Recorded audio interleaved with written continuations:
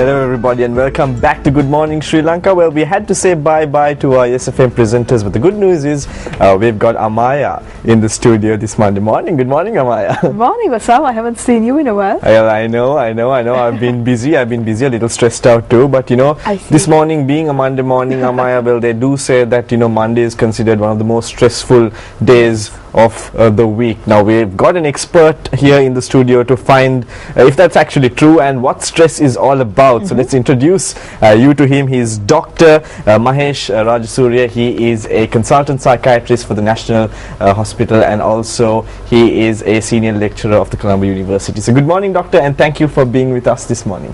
Thank you for having me here. Well, is it true, doctor, that Mondays are the most stressful, people say it's the most stressful day of the entire week. What do you have to say about that? It depends on many factors. Perhaps we need to understand what stress is first. Of course. It's a word that has been overused and probably abused, and many people do not know what it really means. And also an excuse, right? It has become. Stress, technically speaking, has two components. Stressor and the reaction to stressor. Stressor means what brings about the stress. The one who creates is creator. Like the what brings about stress is stressor. Just adding or at the end. So that's anything, stressor, right? Stressor, right? Anything that brings, usually it's something that happens to us. Say, for an example, you lose your job. So that is something that brings a lot of pressure and negative emotions and negative outcomes to your life. Of course. So that is a stressor. Well, it could be something very small, like you're having to catch a bus or a train given time, and you have to make sure that you are there on time and catch the train. So it may be even more simpler, like answering a phone. So when the phone is ringing, it's a bit of a stressor. It puts a bit of pressure on you. Now need to get ready and answer the phone. So that is stressor. And when that happens to you, you give a reaction. You react to that. You respond to that stressor. That is called the reaction to stressor. Very simple. So if it's a phone call, you may get up, pick the phone up, and get ready to answer the phone call. If you lose your job, you might lock yourself up in a room and cry for 4 days, or whatever. Or you may just start hunting for another. There, doctor. You said cry for 4 days, but isn't crying actually something to de-stress yourself? It is. But what you do is that, and that is called the reaction to the stressor. I see. Right. Time duration depends on the person. It doesn't matter. Are you saying that the reaction can actually help you manage the stress? Of course. That's what I'm trying to get at. So the stressor and the reaction to stressor together are known as stress. I see. All right. So those are the two components of stress. So it's not only what happens to you, it's what you do as well, which is perhaps more important than what happens to you. But I think we touched on the idea of the fact that people are now abusing this concept of stress, and it has really become a reason for so many things that people are giving nowadays when they want to put off some work, or they have to give an excuse for something mediocre. They say, I was too stressed out. But stress is something that's cropping up a lot these days, and it's a concept that's pretty new, I would say. So why do you think that that pattern is now, and that trend is now becoming more apparent, doctor? The concept may be new, but what is really meant by stress has been there all the time. Of course, yes.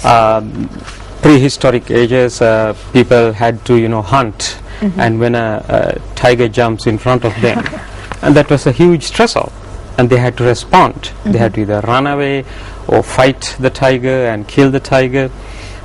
So that was an example of stressor and reacting to stressor. So it has been there all the time, ever since life began on earth. But nowadays we feel that stress is too frequent, or it's all the time. We are overwhelmed by stress and all that. There is some truth in it, because we have the world has become a place where there are additional sources of stress which were not there some time back. We can do a deep analysis on that, but if I give you just a simple example, having a mobile phone, right, it is very helpful, but it keeps ringing and you are talking to somebody, and now you have to pay attention to the conversation you are having with the person and the respect the person, and then the phone is ringing. So you have limited time and you have to give attention to too many stimuli, and that is more stressful because so many stressors happening at the same time. The other person is asking an important question and the phone is ringing. Yes. Right, so it's not easy. So with these kind of things, the life was much less slowly paced some time back. You didn't have the phone ringing all the time. So that's one reason why it has become apparently more or frequently reminding us that you are under stress. Another thing is that it has become fashionable to talk about stress, and the word stress has been invented and people talk about it, so people think that I have a lot of stress. I mean, yeah, that's true, doctor, because for the slightest thing you hear people saying that I'm stressed out because of that or this, so which goes on to my next question. What are the degrees of stress? Are there different categories? Is there a certain level of stress? Maybe particular level could be dangerous, or there could be a minor level which is not too bad.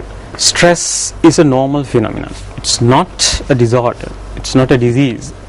We all have stress, and perhaps the only way not to have stress is to be dead or unconscious. Right? So the levels of stress. Now that's a difficult question to answer. There have been studies which have analyzed the level of the degree of stressors, which is easier to study. So people have studied and categorized, say for an example, death of a loved one is a stress of a highest degree. Of course.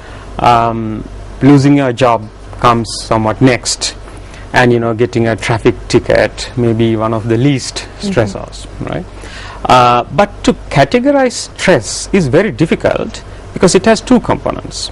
The stressor is one, and the reaction to stressor is the other thing. Now, say for the traffic ticket, one person may freak out and become very angry and then drives very fast and knocks somebody and kills somebody, right? Now he is in a huge stress, he or she is, right? Another person for the same stressor might just laugh it off and okay, I'll pay it, and I'll not do this again. So what you're basically saying is it's really psychologically how you look at the situation. Yes, and how you react. How you look at it, yes. How you look at it and then how you react. So that decides the degree of overall stress to a much higher level than what stress would.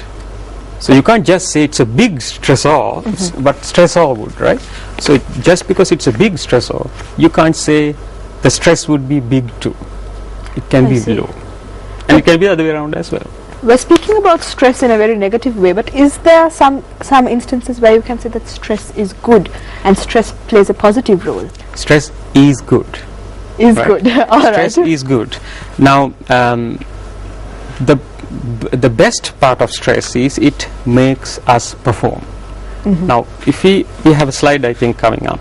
If we look at this first slide, it shows us the relationship between stress and performance. So when you have no stress, you have no performance. Then, doctor, is that the slide that you've been talking about? The other one, I think, the curve, the graph, where it shows that on the horizontal axis we have stress, the level of stress, and on the vertical axis we have performance. So when you have no stress, your performance is also zero, right? I mean, none of us would be learning the language of Mongolia because we don't have any pressure to do that. So basically what you're saying, stress can be a positive big thing because it can be a motivator. It is. Yes, it can be a very powerful motivator.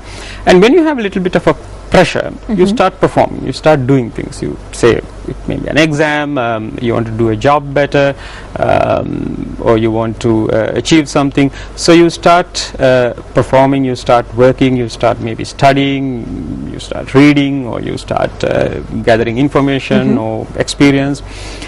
And when you increase the stress, the performance increases. Okay. If you ask bosses, they would tell you, the more pressure you put, the more output you get. I see. But it doesn't go on like this indefinitely. So in other words, it means that if you put maximum pressure on a person, you would get maximum performance. Unfortunately, that's not the case. When you go on increasing pressure or stress, at a point, the graph starts to dip down. It was going up and up and up. More stress, more performance. More stress, more performance. More and more stress, more and more performance. But when it reaches a particular level, it starts coming down. Okay. More stress, less performance. Even more stress, even less performance. And it can reach a time, it can reach a level of stress where performance is now 0. So and that that's happens when things something. get really bad. Yes. So that's a bad part of it. So the middle and the the left hand side of from the middle are the best. The middle part is the best, which is called eustress, the ideal level of stress. So I you see. perform at your best.